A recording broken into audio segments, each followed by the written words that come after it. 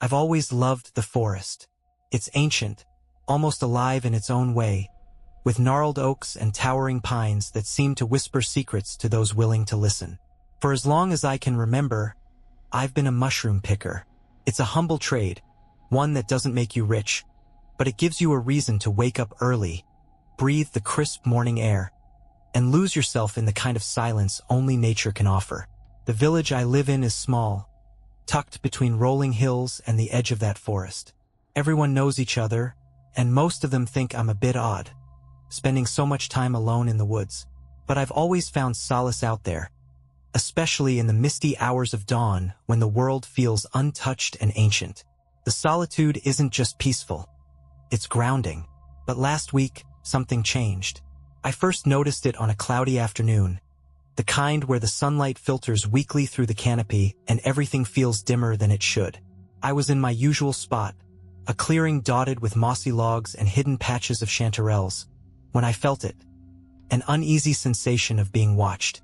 I told myself it was nothing, a deer maybe or a fox slinking through the undergrowth.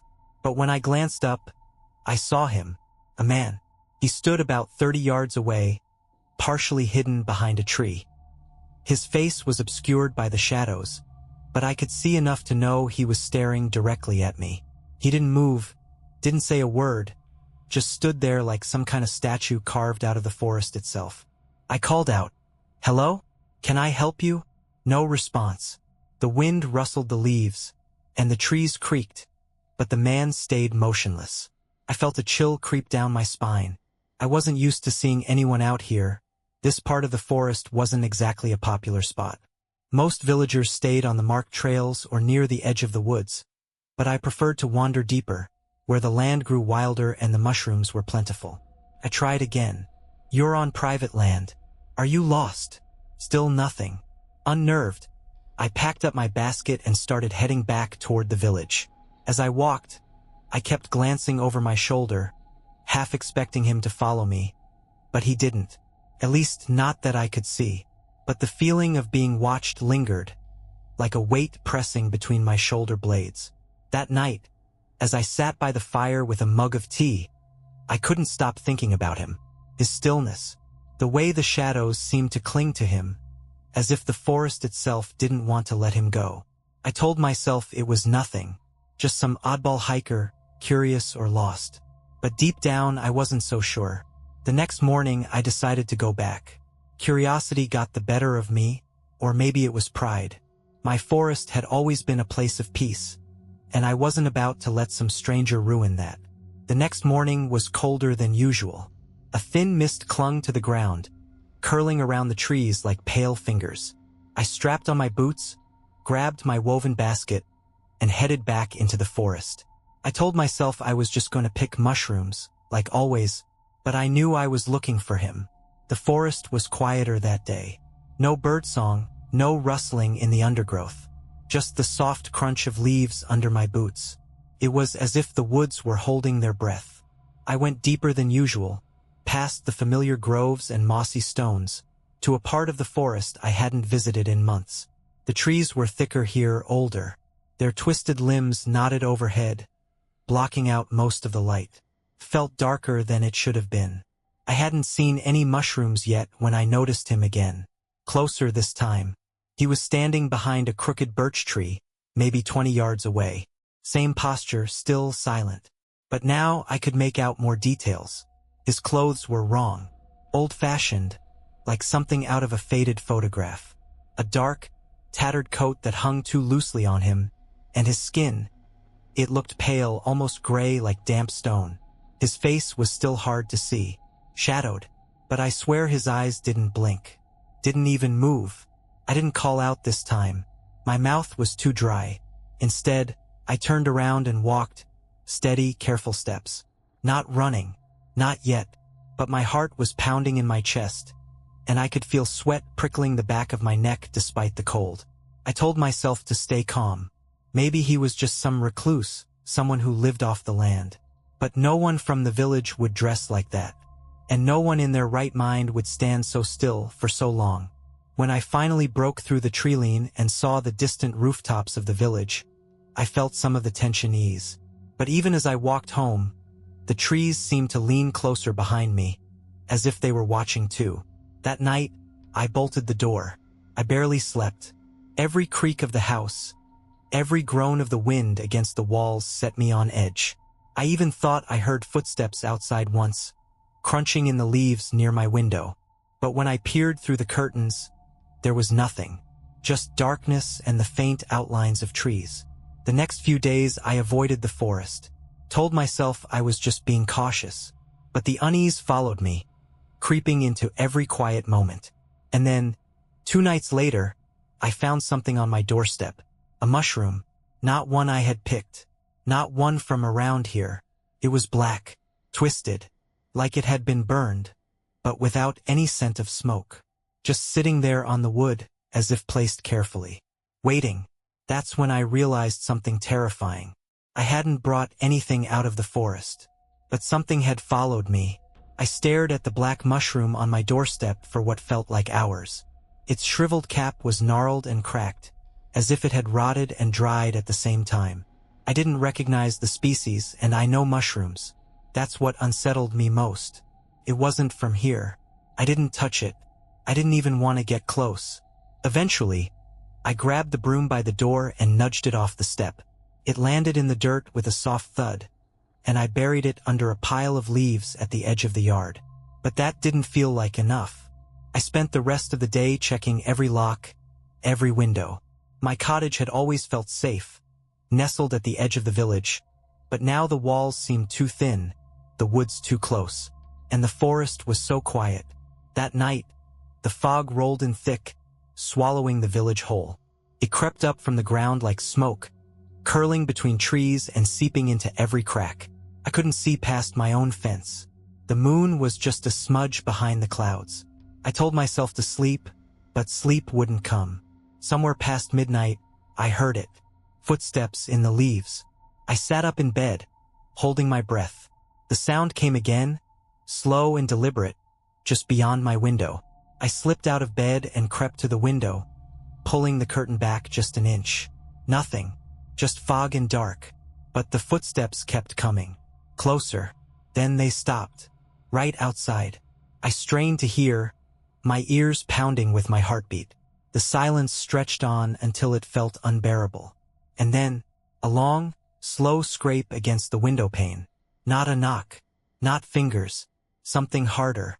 Like a nail. Or bone. I stumbled back, knocking over the chair by the wall.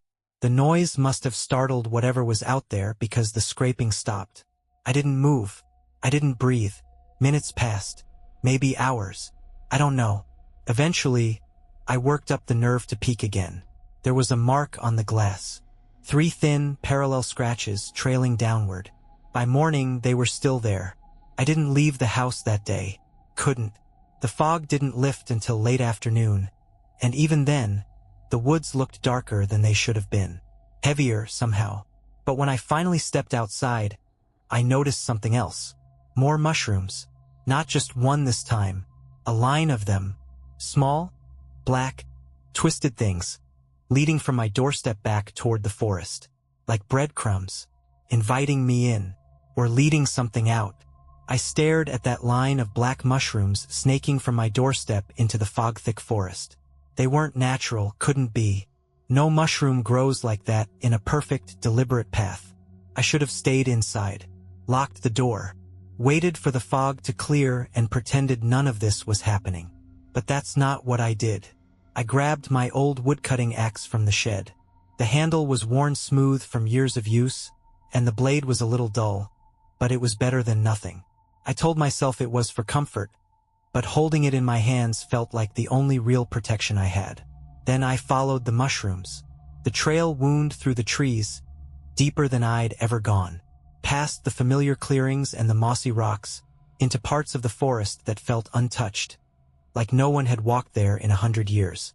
The air grew colder, heavier.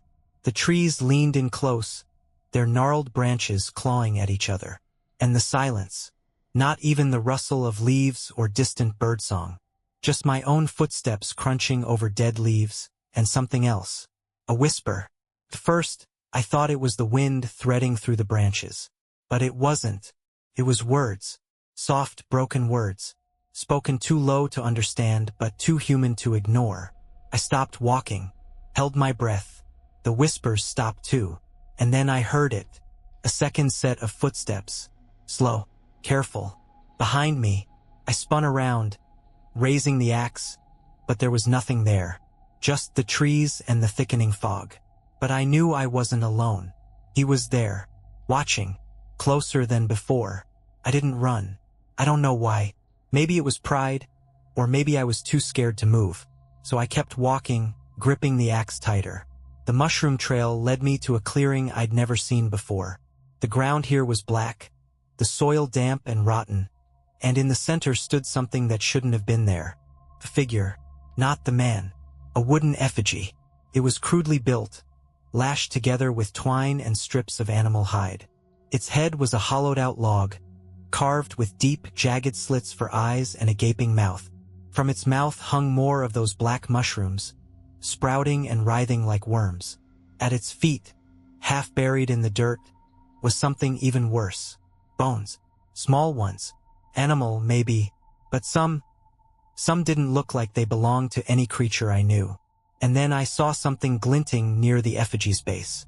A scrap of dark fabric. It was torn and dirty, but I recognized it immediately. It was mine. Piece of my coat. I hadn't torn it. I would have remembered. Someone or something had taken it. That's when I felt it. A breath on the back of my neck. Hot and slow.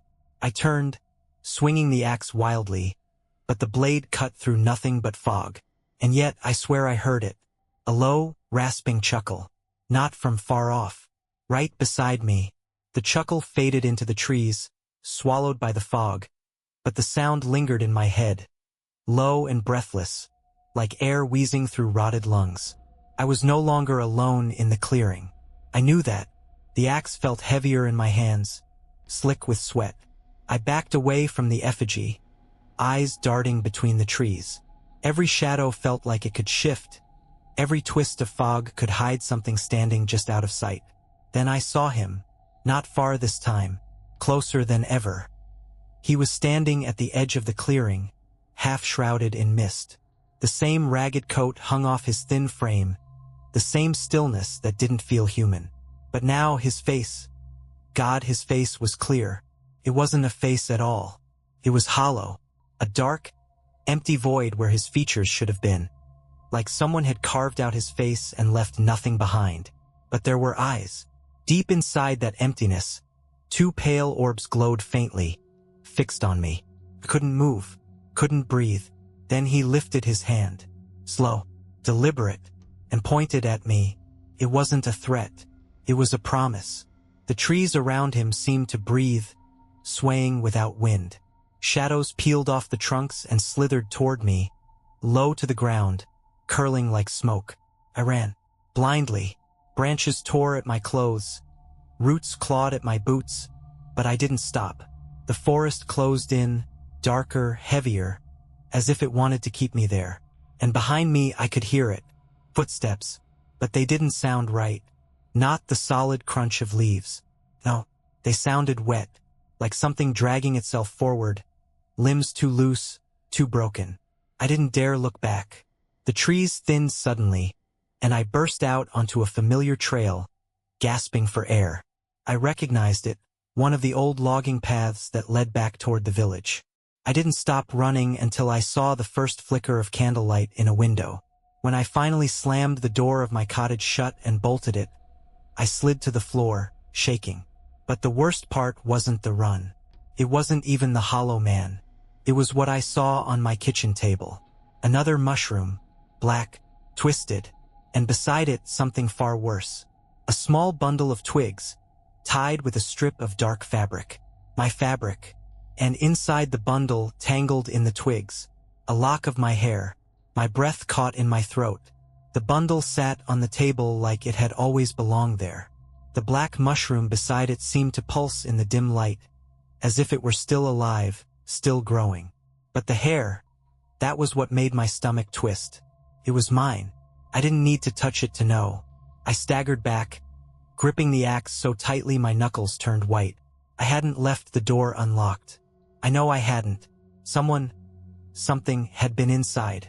And worse, they wanted me to know it. I thought about the effigy in the woods, the way it stared at me with that hollow mouth, stuffed with those black, writhing mushrooms.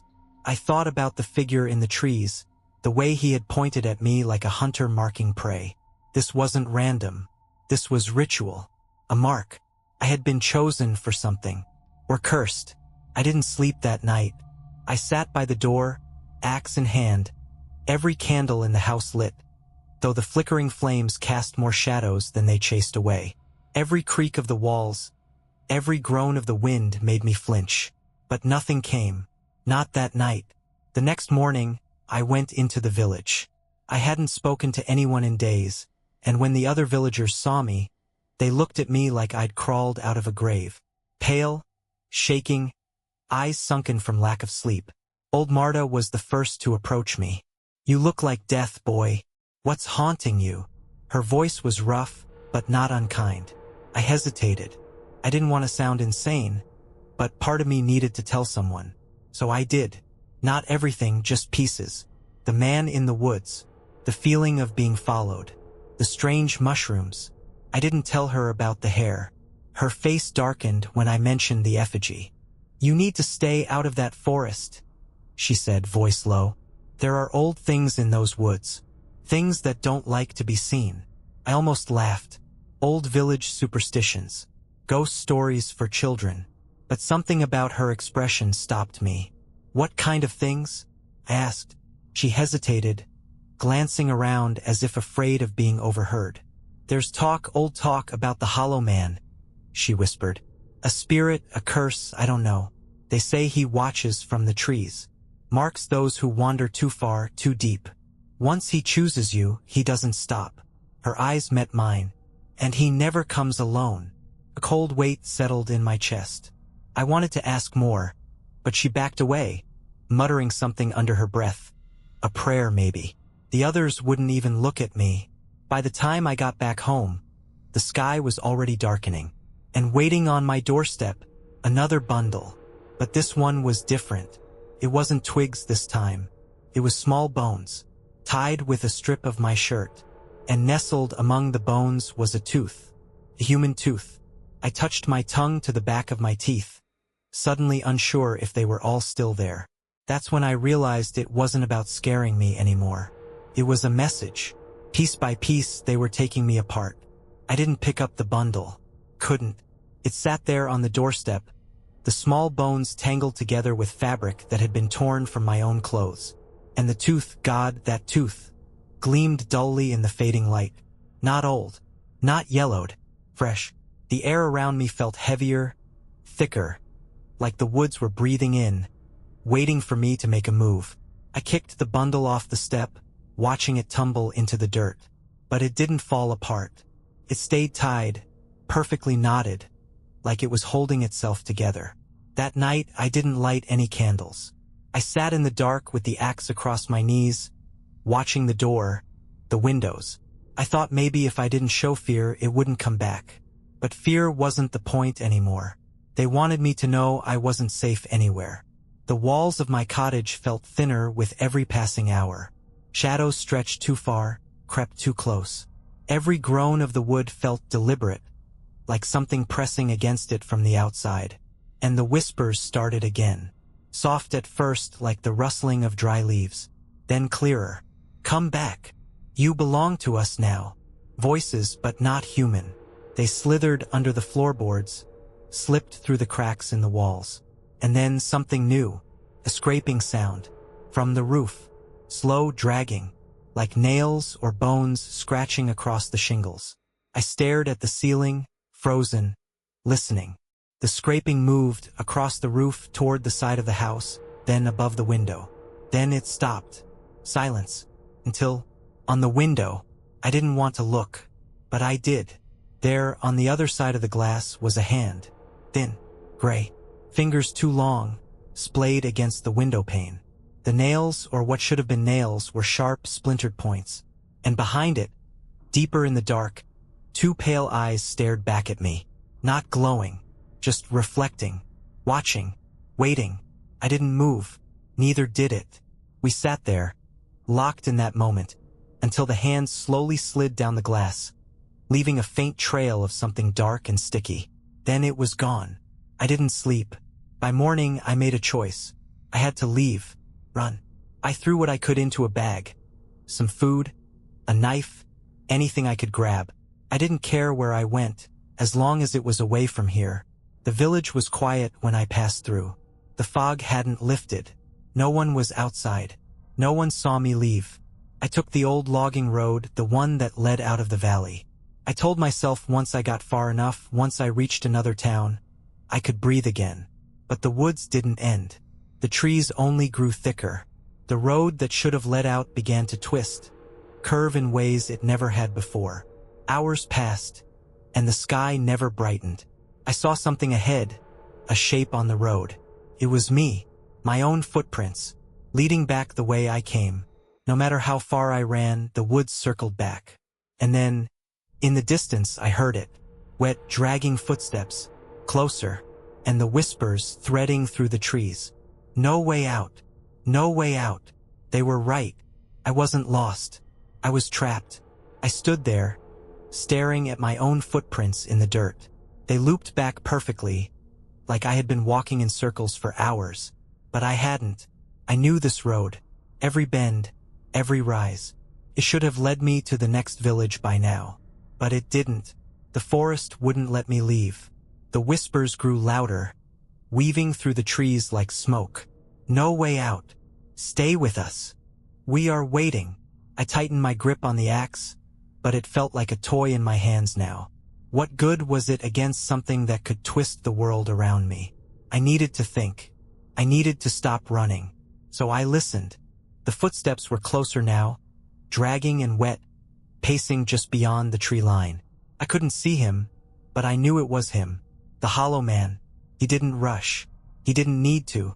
I wasn't running anymore. I turned off the road and pushed into the trees, moving slowly now, deliberately. If the forest wanted to keep me here, then fine. I'd go where it wanted. Back to the clearing. Back to the effigy. It wasn't hard to find. The trees seemed to part for me, guiding me back. No breadcrumbs this time, no trail of mushrooms. Just instinct. When I stepped into the clearing, the effigy was still there. But it had changed. The hollowed-out head now faced me directly. The carved slits of its eyes wider, deeper. Its mouth gaped open, and from it spilled more of those black, writhing mushrooms. They pulsed slowly, as if breathing. And at its feet something new. Another bundle. But this time it wasn't twigs or bones. It was a figure. A small, crude doll made of straw and dark cloth. Its face was nothing more than a stitched mouth and 2 empty holes for eyes. And tied around its neck was a strip of my coat. I knew what it was. It was me. A crude effigy of me. I stared at it, feeling the weight of what they were doing. This wasn't just some game. This was a binding, a claim. And the forest watched in silence. I should have destroyed it, set it on fire, torn it apart. But my hands wouldn't move, because behind me I heard him. No footsteps this time, just breathing. Slow, ragged, and far too close. I turned. The hollow man stood at the edge of the clearing, closer than ever. His empty face seemed darker now, as if the shadows clung tighter to him. His pale eyes stared, unblinking, buried deep in that void. And then he moved, not walking, gliding. His limbs hung too loosely, like they weren't connected right, bones bending where they shouldn't. He raised a hand, and in that hand he held something. My axe. I hadn't even felt it leave my grip. He tilted his head slowly, like studying me. Then, without a sound, he turned and sank back into the trees, vanishing into the dark. But he left the axe behind, planted in the ground where he had stood. And beside it, a fresh trail of black mushrooms, leading deeper into the woods. Not back to the village, not to safety, but somewhere far worse. And I knew, without a doubt, if I didn't follow, he would come back. And next time, he wouldn't leave me the axe. I stood there, staring at the axe buried in the dirt. Its handle jutted up like a marker on a grave. The black mushrooms beside it pulsed faintly in the dying light, their twisted caps glistening with dampness. The hollow man wanted me to follow, and I did, because what choice did I have? I gripped the axe and tore it free, the blade dull and stained now, heavier than before. The mushrooms led deeper into the woods, winding between trees that seemed older, darker. The forest around me changed as I walked. The trees grew impossibly tall, their trunks bloated and cracked, oozing dark sap. Roots curled up from the ground like skeletal fingers. The air turned thick, humid, each breath heavier than the last. And the light, it was fading, not like sunset, like the forest itself was swallowing it. The whispers returned, louder now, clearer. Down below, underneath. I didn't know what that meant until the path ended. At a hole, a massive, gaping tunnel beneath the roots of a colossal tree, wide enough for a man to walk through. The inside was black, the air spilling out damp and cold, carrying the scent of soil and rot. The mushrooms trailed into it, disappearing into the dark. I should have turned back, but I stepped inside. The walls of the tunnel were alive. Roots knotted together, slick with moisture, pulsing faintly like veins. Strange growths bulged from the walls, clusters of those same black mushrooms, larger now, some as big as my head. And the whispers became voices, clear, deeper, closer. The tunnel spiraled downward, the air growing colder, wetter.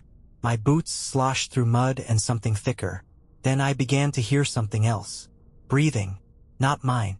It was coming from ahead, slow and ragged, echoing through the tunnel. I rounded a bend and froze. The hollow man was there, but he wasn't alone. The tunnel opened into a cavern, its walls pulsing with fungal growth. And hanging from the ceiling, tangled in roots and black fungus, were bodies. Dozens of them, some rotted to the bone, others fresh, their skin pale and stretched tight. Their mouths hung open in silent screams, and from those mouths grew black mushrooms, sprouting and twisting. The hollow man moved among them, slow and deliberate, like a caretaker tending to a garden. And then I saw it. In the center of the cavern stood another effigy. Massive, its frame built from bones and roots, stitched together with strips of skin. Its hollow head was a rotted skull, and its chest cavity was crammed full of those writhing black mushrooms. And in its hand, it held a figure, another straw doll. But this one wasn't crude. It was detailed, too detailed. The same coat, the same boots, my face, crafted perfectly, with eyes made of pale stones and a mouth stitched shut. The hollow man turned slowly, and for the first time he moved toward me. I raised the axe, but he didn't stop. And then I understood. The axe wasn't meant to protect me. It was meant to finish the ritual. Because behind me the tunnel had closed, swallowed by the roots. There was no way back. Only forward. Only down. The cavern seemed to breathe around me. The walls of roots and fungus swelled and contracted in slow, damp pulses, exhaling the stink of rot and earth.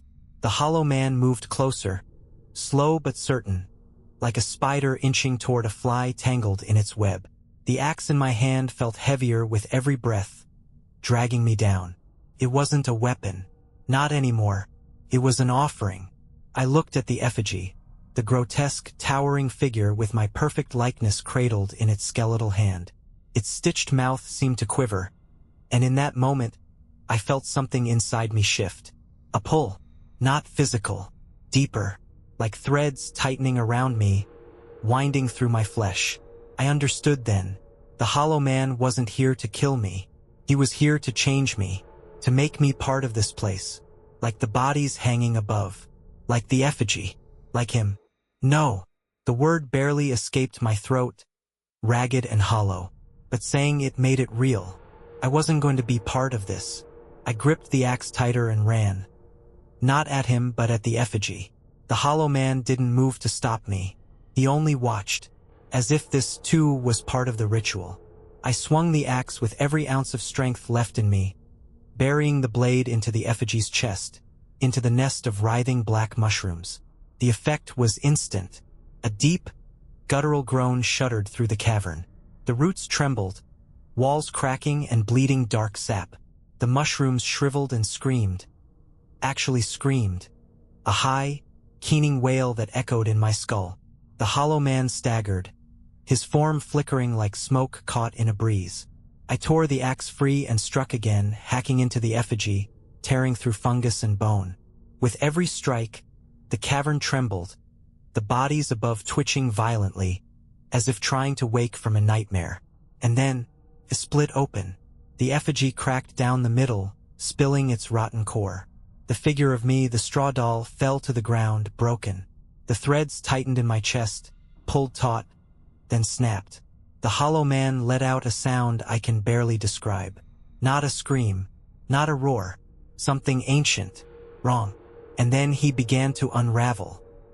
His limbs crumpled inward, his hollow face caving in as if the void inside him was collapsing. His form buckled, splitting apart into rotted cloth and bone that crumbled into ash. The cavern groaned again, louder now, as cracks split the walls. I ran. The roots tore apart around me, the tunnel collapsing. Mushrooms shriveled into dust. The whispers turned to shrieks, then silence. I didn't stop, not until I burst from the ground, gasping for air. The forest was still. No fog, no whispers, just trees, normal trees. The sun was rising, casting pale light over the woods. I didn't look back. I made it to the village by noon, half-crazed and covered in dirt and blood. They didn't ask questions. They didn't need to. Old Marta only met my eyes and gave a slow, knowing nod. The forest has been quiet since then. No black mushrooms. No footprints in the dark. But sometimes, when the wind blows through the trees just right, I hear it. A slow, hollow breath. Like something waiting. Like something unfinished. And I know, deep down, the forest never lets go completely. I escaped, but a part of me is still down there, buried in the roots,